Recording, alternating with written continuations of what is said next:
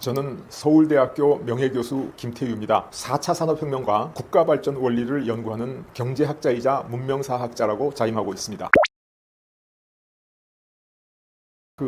자원빈국이라는 한국의 태생적 한계를 얘기할 때 우리가 흔히 쓰는 표현이 석유 한 방울 나지 않는 나라 이렇게 이야기를 하죠. 그래서 과거 석유 위기가 터졌을 때, 에너지 위기가 터졌을 때 우리 경제가 상당히 심각한 위기에 봉착했었습니다. 그때 공장이 조업을 단축하고 학교도 수업을 단축하고, 그리고 낮에 경찰들이 불 켜 있는 집에 소등까지 시키는 그런 어려운 시절이 있었습니다. 그래서 우리나라 강남대로의 가장 중심 큰 길, 그게 원래 이름이 삼릉로였거든요. 근데 그것을 이란에서 석유를 수입하는데 좀 도움이 될까 해서 테헤란로로 바꾸기도 했습니다. 그래서 저는 테헤란로라는 이름이 과거 자원빈국 한국을 핥히고 지나간 석유 위기에 의한 상처다, 이렇게까지 가끔 얘기할 때가 있죠. 그런데 그 후에 우리가 중동으로부터 원활하게 석유를 수입하게 돼서 자원빈국의 태생적 한계를 벗어난 것처럼 보였습니다. 왜냐하면 중동으로부터 한국까지 오는 백길은 멀고 험한데 미국이 중동에서부터 석유를 수입하기 위해서 바닷길을 잘 지켜줬기 때문이죠. 그런데 최근에 미국에서 셰일 혁명이 일어나서 미국이 석유를 더 이상 중동에 의존하지 않게 됐습니다. 이제 석유를 수입하지 않고 또 수출까지 할 여력을 갖게 됐죠. 그랬더니 미국이 이제 우리가 중동에서부터 수입하는 석유 수입선을 꼭 지켜줘야 될 의무가 없어져 버린 셈이죠. 그래서 이걸 각자도생의 시대 이렇게 부르기도 합니다. 그런데 최근에 워게임, 블룸버그에서 보도한 바에 따르면 이 전쟁 상황을 시뮬레이트를 해봤더니 중국하고 대만하고 전쟁이 일어나면 대만이 가장 큰 피해자가 되고 한국이 그 다음 피해자라는 겁니다. 아니, 전쟁에 참전하지도 않는 한국이 왜 그 다음 피해자가 되느냐? 그 이유는 중동으로부터 오는 석유, 가스 수입이 막히고 한국의 수출품이 나갈 수 없게 항로가 막히기 때문이죠. 그래서 우리가 자원빈국이라고 하는 태생적 한계를 벗어난 게 아니고 상당한 위협으로 다가오고 있다, 이렇게 말씀드릴 수 있습니다. 한반도가 타고난 지정학적 운명에 대해서 얘기하려면 좀 가슴 아픈 점이 있습니다. 우리가 좋은 운명을 축복이라고 부르고 나쁜 운명을 저주라고 부르죠. 그런데 우리는 연안국, 바다와 대륙에 면한 나라입니다. 그런데 연안국이라고 하는 것은 그 앞쪽에 있는 섬나라한테 침략받기가 굉장히 쉽습니다. 왜냐하면 섬나라는, 도서국은 해군이 강할 수밖에 없죠. 연안국은 육군도 많이 있어야 되고 해군도 있어야 되니까. 그래서 이 도서국, 해군이 강한 나라는 통상적으로 연안국을 침략했다가 안 되면 돌아가고, 또 침략했다가 안 되면 돌아가고. 그러나 연안국은 섬나라로 쳐들어갈 만큼 해군력을 갖기가 어렵죠. 거기다가 내륙에 있는 나라는 힘을 합쳐서 덩치가 커지고 힘이 세면 연안국 쪽으로 쳐내려오게 되어 있습니다. 그래서 우리가 모든 한국 사람이면 잊지 못하고 있는 임진왜란, 병자호란, 이런 외국의 침입을 많이 받았죠. 이게 왜 지정학적 저주냐? 우리만 그런 게 아니라 유럽에서 프랑스도 연안국으로서 프랑스보다 훨씬 작은 영국의 침략을 여러 번 받았습니다. 그리고 프랑스보다도 작은 독일, 내륙국의 침략도 많이 받았죠. 그래서 독일도 주변에 오스트리아, 폴란드, 체코슬로바키아 이런 나라들을 병합해서 힘이 세지면 항상 연안국으로 쳐내려와서 보불전쟁, 세계 제1차 대전, 세계 2차 대전 침략을 받았죠. 그래서 우리가 한반도의 지정학적 위치는 연안국으로서 섬나라, 도서국과 내륙국의 침략을 받기가 굉장히 쉽다, 그런 어려운 힘든 운명을 타고났다 하는 점에서 지정학적 저주라고까지 표현할 수 있습니다. 골드만삭스 연구소는 국제적으로 엄청나게 큰 금융 연구소입니다. 그런데 최근 골드만삭스가 2075년에 세계 경제를 예측하는 가운데 한국 경제에 관한 보도는 우리나라가 2075년이 되면 GDP, 국가 총생산 측면에서 세계 24위가 된다는 겁니다. 우리가 현재 세계 10대 경제권을 자임하고 있는데 24위까지 떨어진다? 놀라운 얘기죠. 물론 골드만삭스가 처음은 아닙니다. 2013년도에 이미 맥켄지 한국 보고서에 의할 것 같으면 북핵보다도 경제가 더 큰 위기다. 그리고 이것을 일부 언론에서는 한국 경제는 냄비 속의 개구리처럼 서서히 죽어가고 있는데 그것도 알아차리지 못하고 있다, 이렇게 조롱하는 비아냥거리는 기사도 있었습니다. 일부에서는 아니 우리 한국이 그런 나라가 아닌데 어떻게 우리가 필리핀, 방글라데시, 베트남, 태국보다도 순위가 떨어지는 24위가 되지? 이렇게 반론을 제기하시는 분도 있는데 현실은 사실 그렇지 않습니다. 우리나라는 지난 30년간 경제 성장률이 대세 하락을 지속해 왔고 또 그 국민소득 2만 불에서 3만 불까지 가는데 독일하고 일본이 5년이 걸렸는데 우리는 무려 12년이나 걸렸습니다. 그래서 한국 경제가 침체하고 성장 속도가 느려지고 성장 동력을 잃어가고 있다고 하는 것은 객관적인 평가고 명백한 사실이다. 안타깝지만 그렇게 이야기할 수 있습니다.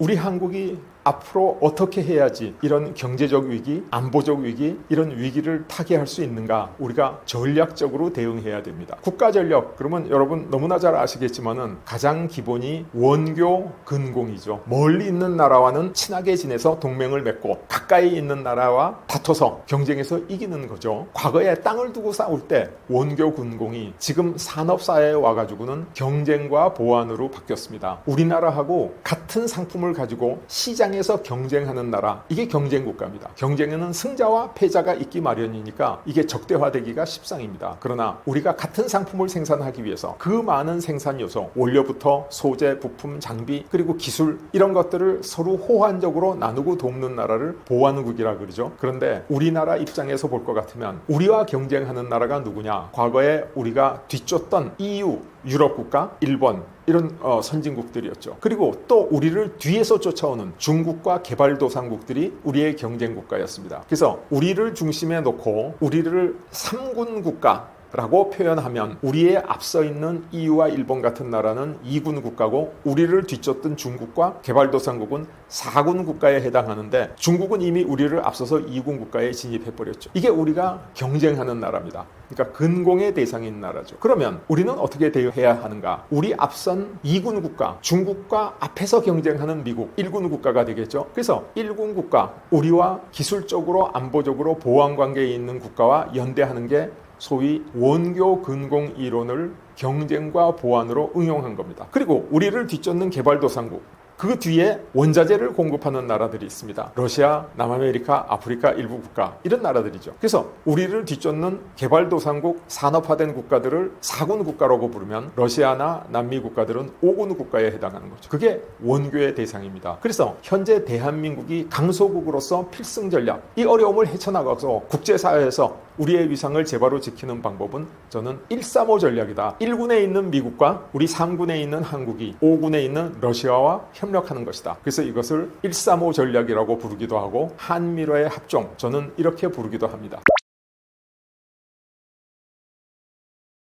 한국이 미국 트럼프에게 중요해졌을 뿐만 아니라 미국 트럼프는 또 한국에게 중요해졌습니다. 왜 그러냐 하면 미국이라는 나라는 세계 패권국이죠. 가장 앞서가는 1등국입니다. 근데 미국을 뒤쫓는 중국과 치열하게 헤게모니, 쟁탈전, 패권 경쟁을 하고 있죠. 그러면 미국의 전략은 뭐냐면 미국과 경쟁하려고 부상하는 중국을 포위하고 압박하고 제압하기 위해서 중국과 뒤에서 경쟁하고 있는 3군 국가와 연대하기를 원합니다. 그래서 미국 패권국의 패권 전략이 뭐냐면 저는 1+3 전략, 1군 국가 미국이 2군 국가를 견제하기 위해서 3군 국가와 연대한다, 이렇게 이야기를 하거든요. 그러니까 미국의 1.3 전략, 이게 미국의 패권 전략이라면 조금 전에 말씀드린 강소국 대한민국의 패권 전략 1.35 전략, 이 두 개가 마치 톱니바퀴처럼 딱 맞물려 있습니다. 그래서 한국이 트럼프에게 중요하고 또 미국 트럼프에게 한국이 중요해진 것입니다.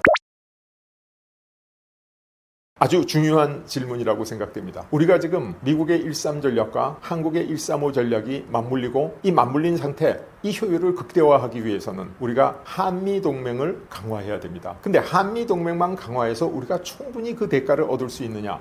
그렇지는 않습니다. 지금 러시아 우크라이나 전쟁이 끝나고 유럽과 적대 관계 때문에 동쪽으로 우군을 구할 수밖에 없고 동진하고 있는 러시아와 연대하기 위해서 소위 한미러의 합종으로 발전시켜야 됩니다. 그래서 우리가 가장 급하게 해야 될 것은 한국과 미국과 러시아 이 경제적 보완 관계에 있는 세 나라의 연대를 공고히 함으로써 우리가 새로운 패권 질서에서 우리 위상을 제바로 찾을 수 있다. 이렇게 말씀드릴 수 있죠. 근데 이거는 미국이 원하는 것이고 러시아가 원하는 것이고 또 한미러 3국의 이익이 윈윈윈 하면서 공존할 수 있는 것이기 때문에 우리가 한미러의 합종을 135 전략을 대한민국의 필승 전략으로서 추진해야 됩니다.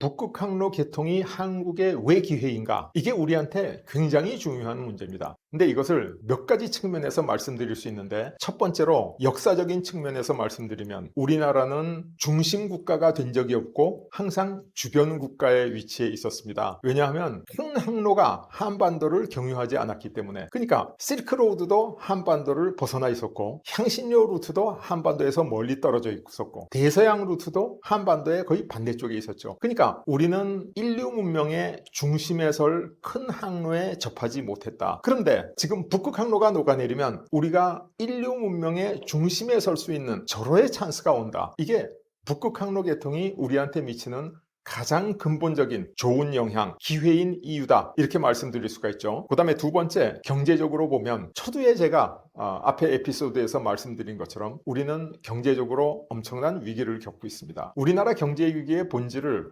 말씀드릴 것 같으면 사실 그 플랫폼 산업이라든가 아니면 AI, 인공지능, 챗 GPT 뭐 이러한 여러 측면에서 미국이 독주하고 있고 중국이 지금 바싹 딥시크라든가 뒤쫓고 있는데 우리는 멀리 떨어져 있습니다. 우리가 이것을 쫓아갈 수 있는 역량이 상당히 부족합니다. 그래서 우리 경제가 위기를 맞는 첫 번째 이유가 될 수 있다. 그런데 이것은 한국만의 문제가 아닙니다. 일본도 그렇고 EU도 그렇고 미국과 중국 외에는 대부분 4차 산업혁명, 디지털 혁명에 상당히 뒤떨어져 있는 것은 사실입니다. 근데 우리가 갖고 있는 장점은 뭐냐? 우리는 첨단 기술 산업에서 아주 굉장히 큰 강점을 갖고 있었습니다. 우리가 자랑하는 반도체, 우리가 자랑하는 배터리, 우리가 자랑하던 LCD, 자동차, 조선. 그런데 우리가 자랑하던 이 첨단 기술 산업이 선진국의 반격과 개독의 추격에 의해 가지고 엄청난 위기에 처했다는 겁니다. 한중 관계만 보면 그 관계가 분명히 정리됩니다. LCD 이미 중국으로 거의 다 넘어갔습니다. 조선 세계 시장 반 이상 중국이 차지하고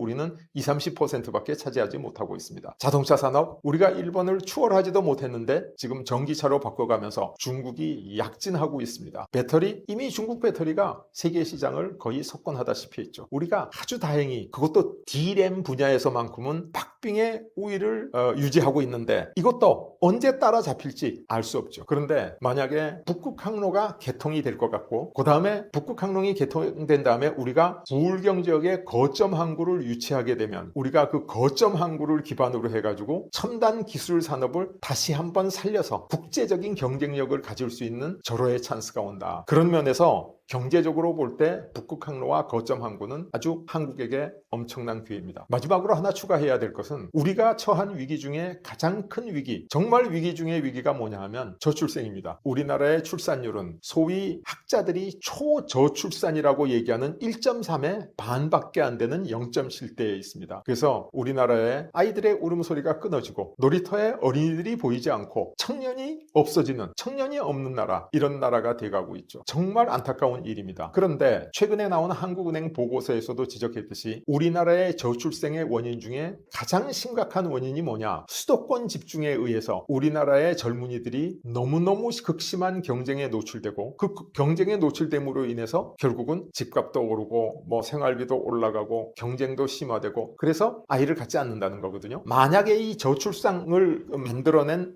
수도권 집중 문제 하나만 해결해도 우리 대한민국의 저출산 문제의 반을 해결할 수 있다라는 게 한국은행의 보고서인데 만약에 북극 항로가 녹아내리고 거점 항구를 부울경에 확보하게 되면 부울경은 대한민국의 수도가 아니라 동아시아의 경제 수도로 발전하고 수도권에 집중된 인구가 두 군데로 분산하게 되면 우리가 가지고 있는 저출생 문제 최소한 반 이상이 금방 풀리게 됩니다. 이 세 가지 측면에서 역사적으로 보나 경제적으로 보나 인구 측면에서 보나 북극 항로의 개통은 한국에게 엄청난 새로운 기회를 제공하고 있다. 이렇게 말씀드리죠. 길을 가다 보면 어떤 편의점, 어떤 카페에는 사람들이 굉장히 많이 있습니다. 줄도 길게 늘어서 있어요. 조금 지나가서 보면 어떤 편의점, 어떤 카페에는 텅텅 비어 있어요. 왜 그런가? 사람들이 그것을 머무는 상권과 스쳐가는 상권 이렇게 이야기하더라고요. 그래서 북극 항로는 녹아내립니다. 이게 그 북극해를 지나가지고 베이링해를 거쳐서 이제 동해안으로 흘러서 그 다음에 남중국해를 거쳐서 스웨즈 운하 항로로 연결이 되죠. 이 북극 항로가 스웨즈 항로와 연결되는 그 지점에 우리 한국이 위치하고 있는데 우리가 머무는 상권이 되느냐 흘러가는 상권이 되느냐에 따라서 한국의 미래에는 북극 항로가 큰 도움이 될 수도 큰 도움이 되지 않을 수도 있습니다. 그런데 지금 우리 부산이 과연 북극 항로의 거점 항구를 확보할 수 있는 위치에 있는가? 꼭 그렇지 않습니다. 중국은 상해, 닝보, 선전 등등 이 북극 항로가 지나가는 동남 해안에 엄청나게 큰 거대 항구들을 많이 가지고 있습니다. 상해 하나만 해도 부산보다 컨테이너 물동량 2배 이상 처리 능력을 가지고 있습니다. 전체로 보면 아마 중국의 이 항구의 항만 능력이 우리 부산의 10배쯤 되지 않나 그렇게 생각하는데 그 얘기는 뭐냐면 북극 항로가 열리고 그 다음에 그 거점 항구를 우리가 가지려고 노력을 해도 그 거점 항구의 혜택의 90%를 중국이 가져가고 우리는 10%밖에 못 갖고 올지도 모른다라는 이야기죠. 그래서 우리가 지금부터 준비하고 지금부터 노력해서 북극 항로의 거점 항구 그 머무는 상권을 30%까지 가져올 수 있느냐 50%까지 가져올 수 있느냐 하는 게 북극 항로 개통과 함께 한국의 기회 그리고 이게 거점 항구가 되어야 되는 이유 이렇게 말씀드릴 수 있죠. 우리가 거점 항구를 그냥 항구로 생각해서 부산과 비교해보면 수도권에서 제일 가까이 있는 인천이 훨씬 더 편리하고 효율적인 항구죠. 왜? 서울과 붙어 있으니까. 부산은 멀지 않습니까? 400km나 되죠. 그런데 사실 인천은 이 북극 항로로부터 멀리 떨어져 있습니다. 북극 항로에서 벗어나서 서해안을 거슬러 올라와야 인천으로 올 수 있거든요. 그래서 우리가 항구로만 보면 인천이 훨씬 더 효율적이지만은 북극 항로의 개통을 전제로 보면 부산이다. 이런 얘기를 할 수 있죠. 근데 부산 말고도 우리나라 동해안에 다른 항구들도 있죠. 크지 않은 항구지만은 속초도 있고 여러 개가 있습니다. 그런데 이 항구들은 어쩌냐? 그 항구들은 부산에 비해서 항구로서의 인프라를 충분히 못 갖추고 있습니다. 항구로서의 인프라뿐만 아니라 항구를 배후에서 지원하는 소위 거점 항구가 되기 위한 메가 클러스터 산업 단지가 지원하고 있지 않다는 거죠. 근데 부산은 다행히도 북쪽으로는 철강의 도시 포항으로부터 에너지 자동차 조선의 도시 울산 기계의 도시 창원 그래서 우주도시 사천까지 아주 부산이라는 항구를 거점 항구로 이렇게 발전시킬 수 있는 배후 단지가 지금 잘 조성되어 있다는 거죠. 그래서 부산을 그냥 항구로 생각하면 안 되고 부산과 울산, 경남, 사천 이 일대를 북극 항로의 거점 항구가 될 수 있는 동북아의 경제 중심지라고 생각해야 된다고 생각합니다. 많은 분들이 북극 항로가 열리고 부울경의 거점 항구가 생기면 부산, 울산, 경남만 좋아지는 거 아닌가? 이렇게 생각하시는 분들도 있고 또 그렇게 생각하시는 게 절대로 이상한 건 아니죠. 시작은 그렇게 할 수밖에 없습니다. 그러나 만약 부울경에 북극 항로에 거점 항구가 생기고 그리고 이 대한해협에 수없이 많은 물량들이 와서 부산을 중심으로 환적되고 다시 제조되고 또다시 분배되고 이런 거점 항구의 기능이 활성화되면 마치 말라카 해협을 기반으로 싱가포르라는 금융중심 도시가 생긴 것처럼 부산 아니면 그 한려 수도 어디엔가 대한해협을 기반으로 해서 새로운 싱가포르와 같은 금융금융지가 생길 수 있습니다. 뿐만 아니라 대한민국 남해안에 지금 중국으로 넘어가서 쇠퇴하고 있는 홍콩, 마카오 같은 도시도 또 우리가 새로 포용할 수가 있어요. 그래서 북극 항로가 열리고 거점 항구가 생긴다는 것은 결국 뭘 의미하는 거냐? 부산, 울산, 경남이 발전하는 게 아니라 한반도 남단이 발전하고 한반도 남단이 발전하면 대한민국의 중부권, 동부권과 합쳐서 대한민국 전체가 균형 발전이 이루어진다는 겁니다. 그래서 결국은 한반도 전체가 이 세계의 물류의 거점 항구 역할을 할 수 있게 된다라고 말씀드릴 수 있습니다. 사실 우리가 천하의 균형을 얘기하면 머릿속에 제일 먼저 떠오르는 게 제갈공명의 천하 삼분지기죠. 북쪽으로 위나라라는 강한 나라가 있고 남쪽으로 내려오면 동쪽에는 오나라, 서쪽에서는 총나라. 그래서 오나라와 총나라가 힘을 합쳐서 가장 강력한 위나라를 견제하면 천하의 균형이 오고 평화가 온다. 이게 제갈공명이 유비를 처음 만났을 때 했던 얘기라고 이야기하지 않습니까? 이걸 정족지계 이렇게 부르죠. 왜? 정이 그 솥이라는 뜻인데 세 발 달린 솥은 어디다 세워도 넘어지지 않고 잘 쓸 수 있다. 이게 천하균형인데 사실 이거는 과거 농업시대 변화가 없던 시대 얘기입니다. 지금처럼 격변하는 시대, 새로운 변화가 엄청나게 많이 생기는 동적인 시대에는 이 움직이면서 균형을 제일 잡는 것은 세 발 달린 솥이 아니라 네 발 달린 동물이 가장 균형을 잘 잡도록 돼 있죠. 그래서 과거에 한중일 사이에서 우리가 위치해 있었고 최근에는 중국과 미국 사이에서 패권 경쟁에서 중국이냐 미국이냐 양자택일을 강요당하기도 했는데 지금 우리가 이 북극 항로가 녹아내리고 거점 항구를 우리가 유치하게 되면 우리는 한중일이라는 기본적인 연횡, 이 경쟁 구도하에 한미러라고 하는 새로운 보완 관계에 있는 구도를 갖게 됩니다. 그러면 한중일의 연횡과 한미러의 합종이 서로 팽팽하게 균형을 잡으면서 네4강, 네 나라 이 균형을 저는 네 다리가 버티고 있는 천하사각지계 이렇게 표현을 하는데 이게 천하삼분지계보다도 훨씬 더 오래 훨씬 더 안정적으로 균형을 잘 잡아갈 것이다. 천하삼분지계가 천하삼분 10년지계였다면 우리가 한미러의 합종과 한중일의 연횡을 통해 가지고 잡을 수 있는 천하사각 균형지계는 천년지계다. 100년지계 이상 천년지계까지도 갈 수 있다. 감히 이렇게 말씀드릴 수 있습니다. 우리가 거점 항구를 유치하려면 어떻게 해야 되느냐? 빨리 서둘러야 됩니다. 빨리 서두르지 않으면 안 됩니다. 왜 빨리 서두르지 않으면 안 되냐? 지금 러시아가 동진하고 있는데 지금 러시아가 동진하는 주력 무기는 석유와 가스죠. 근데 만약 우리가 러시아하고 빨리 석유와 가스에 관한 협정을 맺지 않으면 어떻게 되냐? 러시아가 조금 주저되더라도 한국보다 덜 선호하더라도 중국하고라도 빨리 협정을 맺어가지고 석유와 가스의 장기 구매 협약을 체결하고 석유와 가스 자원을 더 개발함으로써 전후 벗어날 수밖에 없거든요. 또 일본하고도 그렇게 할 수 있습니다. 그래서 우리가 빨리 서둘러서 러시아와 관계를 돈독히 하고 러시아가 동진했을 때 우리가 없는 석유와 가스를 구매함으로써 러시아를 전후 대불황으로부터 벗어날 수 있는 그 역할을 서둘러야 됩니다. 빨리 하지 않으면 안 됩니다. 두 번째 이유는 우리가 거점 항구를 한번 갖게 되면 거점 항구는 점점 더 커지게 돼 있습니다. 강북 상권이 명동의 중심이 된 건 처음에 강북에 작은 상권이 명동에 생겼는데 그게 점점 커진 거거든요. 우리가 강남 상권이 강남역을 중심으로 발전하는 것도 처음에는 그냥 강남역 사거리에 지나지 않았는데 거기 상권이 들었으니까 점점 더 커진 거거든요. 마찬가지로 북극 항로가 열리고 거점 항구를 우리가 빨리 쟁취하지 않으면 다른 데 거점 항구가 점점 더 커지게 됩니다. 그러니까 중국하고 우리하고 치열한 경쟁하에서 중국 거점 항구가 빨리 커질 수밖에 없습니다. 왜냐하면 중국은 나라도 크고 힘도 세고 경제력도 뛰어나기 때문에. 그러나 우리가 이 중국과 경쟁해서 우리의 위치를, 우리의 위상을 제바로 유지할 수 있는 방법은 빨리 서둘지 않으면 안 된다. 이렇게 얘기할 수 있죠. 그래서 이 세상의 법칙은 대자연의 섭리 속에 있는데 이 자연의 법칙 중에 가속도의 방정식을 볼 것 같으면 가속도, 운동의 법칙을 볼 것 같으면 질량 곱하기 가속도는 힘이 되거든요. 그러니까 질량이 반밖에 안 되면 가속도를 2배 이상 하면 더 큰 힘을 낼 수 있습니다. 질량이 10분의 1밖에 안 되면 가속도를 10배 이상 하면 더 큰 힘을 낼 수 있습니다. 우리가 중국하고 경쟁해서 살아남는 유일한 방법은 더 빨리 속도전으로 들어가서 우리가 북극 항로를 선점하고 거점 항구를 유치해야 된다. 그렇게 말씀드릴 수 있습니다.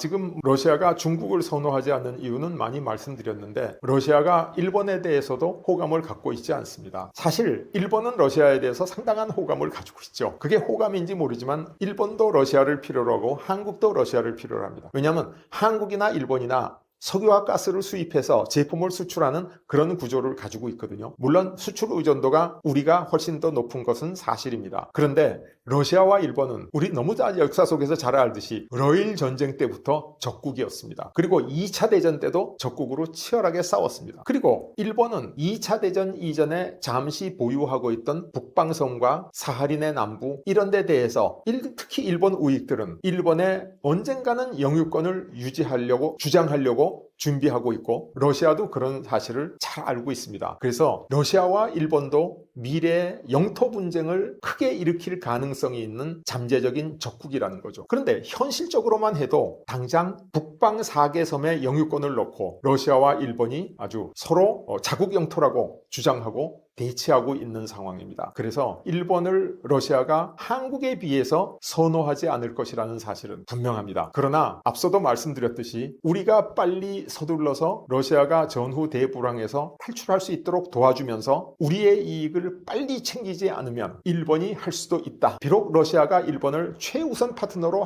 생각하지는 않지만은 그래도 우리가 그 기회를 일본한테 뺏길 수도 있다. 이렇게 말씀드릴 수 있습니다. 지금 북극 항로가 녹아내리고 거점 항구를 확보하기 위해서 우리가 한미러의 합종을 해야 된다. 이렇게 제가 말씀드렸지 않습니까? 근데 한미러의 합종이 영원할 것인가? 꼭 그렇지는 않습니다. 왜 그러냐? 지금 우리가 미국하고 아무 문제가 없고 한미동맹을 강화해야 되고 또 러시아하고도 앞으로도 어떤 문제점이 생길 가능성도 굉장히 적습니다. 영토 분쟁도 없고 한러 관계는 경제 관계도 아니고 다 좋죠. 그런데 한번 과거를 돌이켜 볼 것 같으면 한때 미국이 일본의 경제적인 도전을 뿌리치려고 한 적이 있었죠. 그때가 언제냐면 동경도를 팔면 미국을 다 사고도 남는다 해서 일본의 경제력이 미국에 도전할 때 미국을 막 앞서려고 할 때입니다. 그때 미국이 플라자 합의로서 일본 경제를 압박했기 때문에 어떻게 되냐, 일본이 수출하던 자동차가 가격이 10,000불짜리가 20,000불이 됐습니다. 수출하던 반도체 가격이 2배가 됐습니다. 그 바람에 현대자동차와 삼성반도체가 오늘의 위상을 찾을 수 있었던 거죠. 그런데 일본이 미국에 대한 도전 의지가 완전히 꺾이고 나니까 일본이 한국보다 미국 입장에서 훨씬 더 가치 있는 파트너이기 때문이죠. 이것은 피할 수 없는 사실입니다. 그래서 미국의 일삼 전략도, 미국의 중국에 대한 압박도, 중국이 미국에 대한 도전 의지가 꺾이는 순간 미국 입장에서 볼 때는 중국이 한국보다 미국 국익에 훨씬 큰 도움이 되는 큰 파트너가 될 가능성이 농후합니다. 그래서 한미러의 합종이 영원하지 않을 수 있다. 이렇게 말씀드릴 수 있습니다. 이것이 한미러의 합종의 한계다. 그렇게 말씀드릴 수 있습니다. 한중일의 연횡을 누가 깨뜨렸냐? 이건 단언하기는 쉽지 않죠. 그러나 한국에도 중국에도 일본에게도 다 책임이 있다. 이렇게 생각할 수 있습니다. 왜냐하면 한중일 삼국이 역사 문제라든가 이런 문제를 가지고 사사건건이 부딪혀 왔기 때문이죠. 그런데 누가 더 큰 책임이 있느냐라고 꼭 물으면 저는 중국하고 일본이 더 큰 책임이 있다라고 주장합니다. 왜 한국보다 중국하고 일본이 더 큰 책임이 있다고 얘기할 수 있느냐? 한국 제품 중에서 지구상의 어디를 가나 일정 수준 이상의 호응과 대우를, 소비자 선호를 받고 있는 제품이 현대자동차와 삼성 스마트폰인데 현재 중국에서는 현대자동차와 삼성 스마트폰이 팔리지 않습니다. 일본에서도 팔리지 않습니다. 이거는 중국과 일본이 한중일의 연횡을 의도했던 의도치 않았던 이것을 깨트리고 있다. 이렇게 볼 수 있죠. 그래서 삼국이 똑같이 책임이 있지만은 더 큰 나라, 먼저 그것을 깨트린 나라한테 더 큰 책임이 있다라고 얘기할 수 있습니다. 사실 한때 베세토라는 말이 유행하면서 베이징, 서울에서 일본이 생산하는 소재 부품 장비를 가지고 한국은 반도체 LCD 같은 중강 제품을 많이 생산하고 중국은 또 최종 제품을 많이 생산해서 한중일의 연횡이라고 얘기할 수 있는 이 협력이 아주 활성화된 적이 있었습니다. 그러나 그게 지금은 깨져버렸죠. 물론 사드 사태도 있었고 한일 간의 역사 분쟁도 있었고 여러 가지 이유로 그게 지금 원활하게 작동하지 않고 있는데 한미러라는 새로운 합종축이 생기면 일본도 중국도 이 사각구도 안에서 새로운 전략 방향을 모색하지 않을 수 없습니다. 한미러의 합종이라는 보완관계와 한중일의 연횡이라는 경쟁관계가 건전하게 서로 균형을 맞추면 이 한미러의 합종을 통해서 한중일의 연횡을 회복시킬 수 있다. 저는 그렇게 생각하고 있습니다.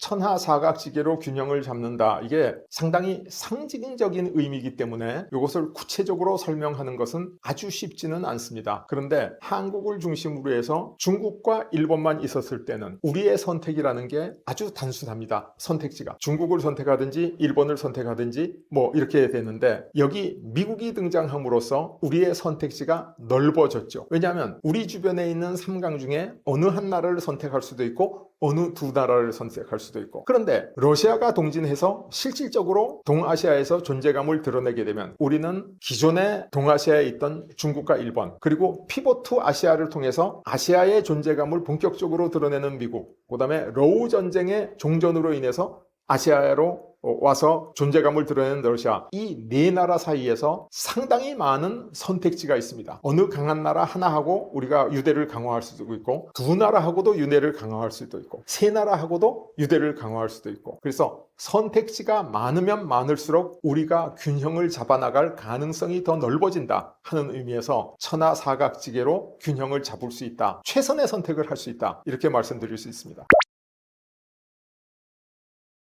제가 늘 말씀을 좀 드렸는데, 러시아는 중국과 아주 좋은 관계에 있습니다, 현재. 왜냐하면 러시아 우크라이나 전쟁으로 인해서 중국이 러시아에게 직접 전쟁 물자는 아니지만은 전쟁 물자로 전용될 수 있는 많은 물자를 공급할 수 있고, 또 러시아는 중국에게 석유와 가스를 상당히 싼 값이지만은 대량 매도함으로써 전쟁 비용을 보충할 수 있고, 그래서 러시아와 중국 관계는 더없이 좋은 관계입니다. 그런데 과거 역사를 돌이켜보면 러시아도 공산국가, 중국도 공산국가, 같은 공산국가였는데 미국이 핑퐁 외교를 통해서 중국을 그 당시 소련으로부터 분리해냄으로써 미국과 소련 간의 패권 경쟁에서 미국이 결정적으로 유리하게 됐죠. 이것은 어떤 면으로 보면 러시아, 과거의 소련 입장에서는 중국에게 배신을 당한 것이다, 이렇게도 볼 수가 있죠. 그래서 러시아는 중국에 대해서 상당한 저항감을 가지고 있습니다. 그 다음에 지정학적으로도 러시아는 국토가 1700만 평방킬로미터, 근데 인구는 1억 4천만 밖에 안 되고, 중국은 국토가 960만 평방킬로미터 밖에 안 되는데 인구가 14억, 10배나 됩니다. 국토가 넓은 국가가, 국토가 좁고 인구가 많은 국가 옆에 있으면 국토와 인구 문제로 상당히 어떤 균열이 생길 수 있고, 이게 과거 역사를 통해서 국경 분쟁 이런 걸 통해서 많이 나타나고 있었습니다. 그래서 장기적으로 볼 때는 러시아가 중국을 파트너로 선택해서 윈윈하는 결과를 초래하기는 상당히 어렵다. 러시아가 강해지면 중국이 약해지고, 중국이 강해지면 러시아가 약해지고, 그래서 결국은 적대 관계로 갈 가능성이 많다. 그래서 러시아는 중국을 특별히 선호하지 않을 것이고, 러시아는 과거의 소련으로서, 그 전에 러시아로서 패권국으로서 패권 질서 유지와 패권 재탕전에 굉장히 능하고 또 그 원리를 잘 아는 국가이기 때문에 중국을 선호하지 않을 것이다 라고 말씀드릴 수 있습니다. 대한민국의 대북 전략 정말 어렵습니다. 우리가 남북한이 분단된 이래 한국 전쟁을 거치고 정말 어려운 관계를 지금 유지하고 있는데, 더구나 북한은 우리가 소위 얘기하는 김씨 왕조로서 실질적인 핵능력을 보유하고 있다 하는 게 천하에 다 알려진 사실이죠. 우리가 북한을 어떻게 처리를 해서 이 문제를 해결해야 될지 해결책이 사실 없습니다. 어떤 학자도, 어떤 전문가도 북한 문제는 이렇게 해결하면 됩니다, 북한은 이렇게 해결해가지고 우리가 한반도에 아주 영구적인 평화를 유지할 수 있습니다, 이런 정답을 갖고 있지를 못한 거죠. 그래서 제가 북한 얘기를 어디 설명할 때는 사람이 걸리는 암이나 병 중에서도 아직도 해결책이, 그러니까 병을 낫게 할 수 있는 방법이 발견되지 않는 난치병, 난치암도 있을 수 있다. 그런 경우에는 어떻게 해야 되느냐, 섣불리 문제를 해결하려고 달려들면 몸을 상해가지고 빨리 죽을 수도 있다. 그러니까 가장 중요한 것은 현상을 유지하면서 몸을 더 건강하게 해서 저항력을 높이고, 언젠가는 이 문제를 해결할 기회가 왔을 때, 해결하는 방법이 생겼을 때 이 문제를 아주 잘 해결할 수 있는 준비를 하는 것이다, 이렇게 생각할 수 있죠. 그러면 우리가 핵능력을 실제로 가지고 있는 북한을 우리가 1대1로 상대해서 협상장에 앉아서 이 문제를 해결할 수는 없다. 가장 좋은 방법은 우리 입장에서 일단은 현상 유지다. 근데 현상 유지는 혼자 하는 것보다 여럿이 하면 더 쉽다. 그래서 한중일 3국이 북한에 대한 현상 유지를 하려고 그러는 것도 물론 방법이지만은, 한중일 3국과 함께 한국과 미국과 러시아가 함께 동북아시아에서 균형을 취하면서 현상 유지를 하면 훨씬 더 현상 유지가 쉬울 것이다. 그래서 저는 이 북한이라고 하는 정말 어려운 문제, 이 문제를 해결하는 방법 혹은 해결을 찾아가는 방법으로서는 한미러의 합종과 한중일의 연횡의 균형, 그 균형 속에서 한국의 경제적, 안보적 입지를 높여서 우리가 동북아의 중심 국가로 자리 잡는 것이 최선의 방법이다, 이렇게 말씀드리고 있습니다.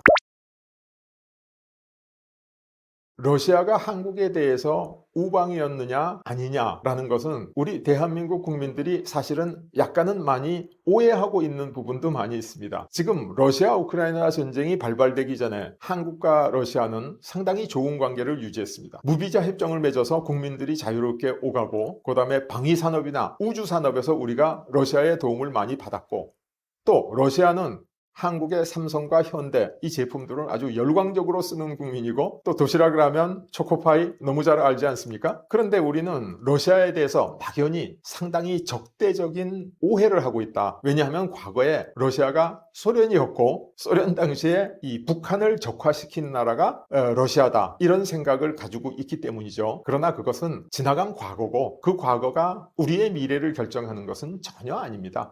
그래서 중요한 것은 앞으로가 문제고 미래가 문제인데, 적과 우방을 가르는 가장 중요한 분기점은 영토 문제라고 생각합니다. 그리고 국가와 국가 사이에 전쟁이 터지는 이유의 99%는 영토 때문이거든요. 근데 지금 우리나라는 어떤 나라하고도 사실상 영토 분쟁은 없습니다. 그럼에도 불구하고 우리 한국의 고유 영토 독도에 대해서 일본이 계속 영유권을 주장하고 있고, 이걸 분쟁 지역으로 만들어 가려고 그러고 있죠. 그런데 독도 문제에 있어서 러시아는 모든 책과 연구와 공공문서 이런 걸 통해서 한국의 입장, 독도가 한국의 땅이라는 사실을 확고하게 지지하고 있는 몇 안 되는 나라 중에 하나고, 한국의 입장을 가장 강력하게 지지하고 있는 강대국이다, 이렇게 이야기할 수 있죠. 이런 점에서 볼 것 같으면 러시아는 한국의 우방이다, 이렇게 이야기해도 절대로 잘못되지 않았다고 생각합니다.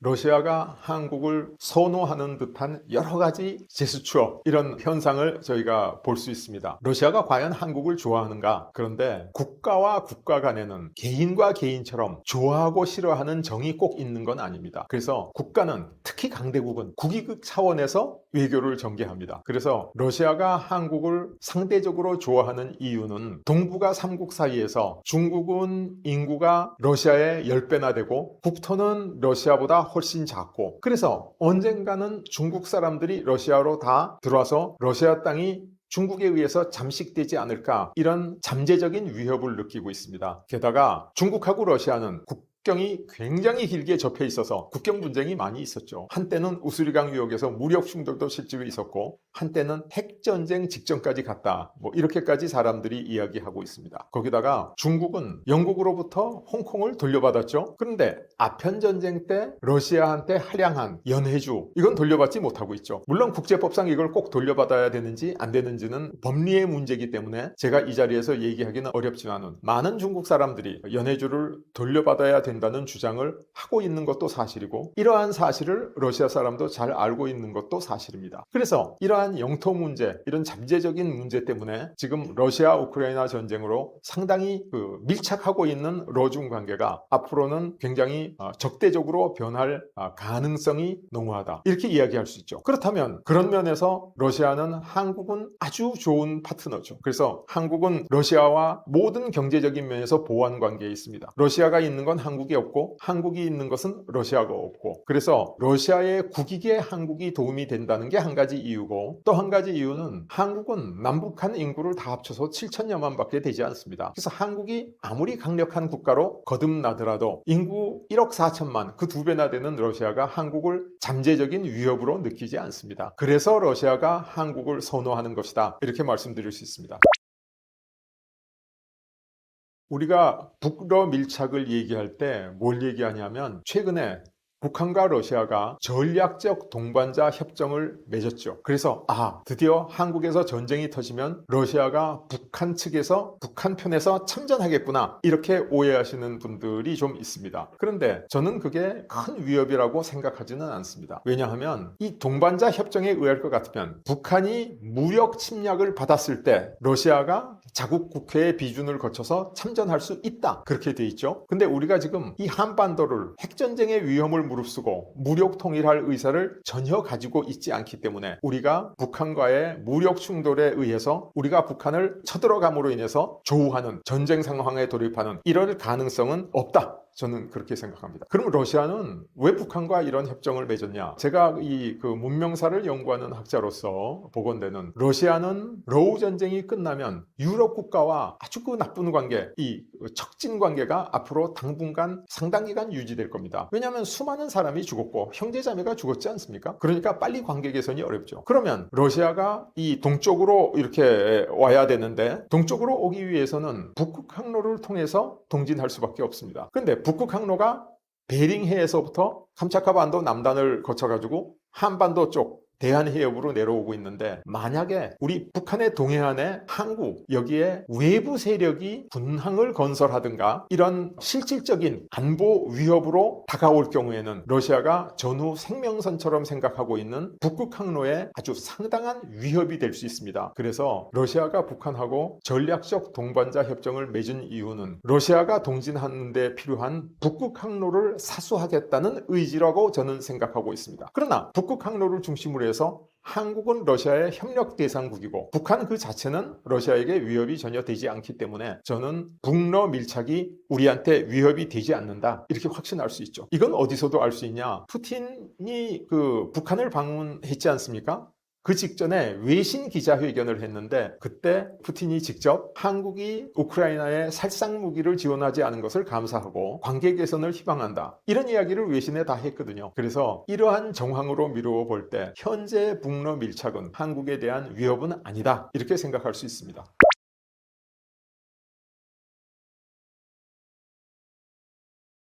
푸틴의 유라시아 전략은 한마디로 말해서 동쪽으로 오는 거죠. 과거에도 동쪽으로 올 생각을 했습니다. 그러나 이제는 동쪽으로 오지 않을 수 없는 입장에 처했죠. 왜? 우크라이나 전쟁 때문에. 그래서 이 푸틴의 유라시아 전략에 있어서 한국의 역할은 과거에는 선택이었지만은 지금은 필수가 됐다. 이렇게까지 표현할 수 있습니다. 그래서 우리의 역할은 뭐냐? 미국과 러시아 사이에서 한미러의 합종을 통해 가지고 그 미국과 러시아의 협력 관계를 우리가 경제적으로 한 단계 격상시켜 줄 수 있는 위치에 있다. 그렇게 말씀드릴 수 있죠. 그래서 푸틴의 유라시아 전략에 있어서 한국의 역할을 얘기하려면 한국을 위해서 푸틴의 유라시아 전략은 또 어떤 의미를 갖는가 이렇게 역으로도 생각해 볼 수 있죠. 근데 푸틴이 동진함으로써 한미러의 합종이 이루어지면 저는 한국과 중국과 일본 사이에 건전한 경쟁 관계가 유지되는 데도 도움이 된다. 그렇게 생각합니다. 그래서 한중일이라고 하는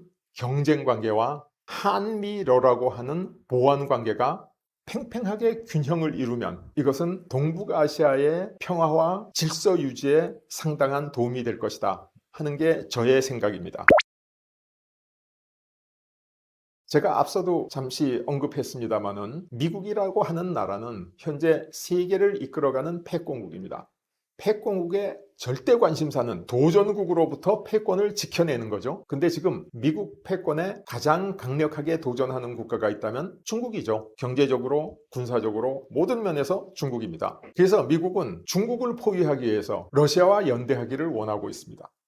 트럼프 대통령 일기 때 러시아와 한국을 G7에 초청해서 G10이든지 G11이든지 이렇게 만들려는 시도까지 있었지 않습니까? 그래서 미국은 중국의 도전을 뿌리치고 패권국의 지위를 유지하는 게 제일 큰 관심사인데 지금 미국이 중국을 포위하고 패권국의 지위를 유지하기 위해서 가장 필요하다고 생각되는 전략이 석유로서 중국을 제어하는 거다, 봉쇄하는 거다. 그렇게 볼 수 있죠. 현재 러시아 우크라이나 전쟁으로 러시아가 가지고 있는 그 무한정한 석유와 가스가 중국으로 흘러 들어가고 있습니다. 그래서 미국이 언젠가 러시아 우크라이나 전쟁이 끝나고 미국과 중국 간에 아주 치열한 패권 경쟁이 시작되면 이 미국이 러시아의 에너지를 중국을 견제하는 데 활용하려고 생각하고 있습니다. 그래서 미국에게는 러시아가 꼭 필요하다 이렇게 단언할 수 있습니다. 러시아는 지금 러시아와 우크라이나 전쟁 상황이 3년 이상 지속되고 있는데 객관적인 수치로 보면 러시아 경제가 약진하고 있다 이렇게들 이야기하죠. 5%대의 성장을 하고 있습니다. 굉장히 좋은 수치죠. 그러나 그것이 평시의 경제의 선순환에 의한 성장이 아니고 전시 경제의 성장일 뿐입니다. 전쟁이 끝나는 순간 이제 포탄을 더 생산 못하고 무기를 더 생산 못하게 되면 어떻게 되냐? 러시아 경제가 전후 대불황을 겪게 돼 있습니다. 그러니까 러시아가 이 불황을 피할 수 있는 방법은 러시아가 엄청나게 많이 가지고 있는 석유와 가스를 이용해 가지고 이것을 잘 국제 협력을 통해서 팔고 그 대가로서 전후 불황의 어떤 그 갭을 틈새를 메워나가야 되는데 러시아가 유럽과 적대 관계를 하루 이틀 사이에 해소할 수 없기 때문에 동쪽으로 와서 한국, 중국, 일본과 자원 협력을 시도할 것이다. 이렇게 얘기할 수 있죠. 그래서 우리는 전후 대불황을 맞이한 러시아하고 상대해서 상당히 좋은 조건에서 우리가 한 방울도 나지 않는 석유와 가스를 러시아로부터 좋은 조건으로 장기 구매하는 이런 계약을 체결할 수 있는 절호의 기회가 왔다. 그래서 러시아가 피할 수 없는 선택은 한국에게는 정말 좋은 기회가 될 것이다. 이렇게 말씀드릴 수 있습니다.